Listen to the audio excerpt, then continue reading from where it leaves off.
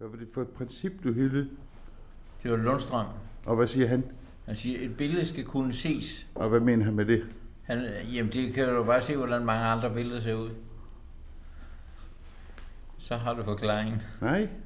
Jo, det har du, fordi Lundstrøm, han mener jo klarhed, fyndighed, frem for alt. Det er det, billedet skal repræsentere. Det skal kunne ses. Det skal opfattes hurtigt og godt. Sådan Arnoldi? Arnoldi? Ser du Arnoldi? Ja, det kan da ses. Ja, det kan ses, jamen altså, men er det særlig gode billeder? Ja, er det ikke? De kan da ses. Ja, men det er da ikke det eneste kriterium. Er det ikke? Nej. Hvad er det så? Ja, det ved jeg ikke. Jeg er plakatkunstner. Ja, hvad ved jeg? Og en glimrende sådan. Du ved sgu det hele.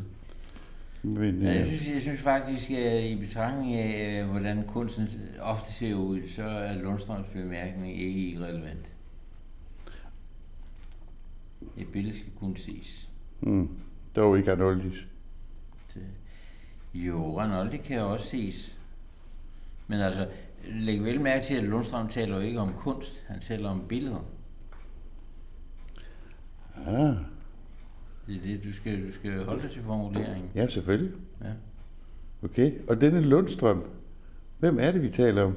Vi taler om en gammel professor ved Kunstakademiet, ham der malede, hvad var det Ole Winding sagde om man maler kvinder med cigarkassebryster.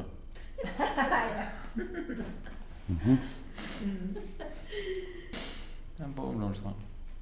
Kan du se, hvad jeg mener med et billede skal kunne ses? Jamen, så vis mig bogen.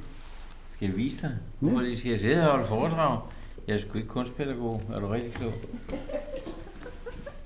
Det er i hvert fald dyrt.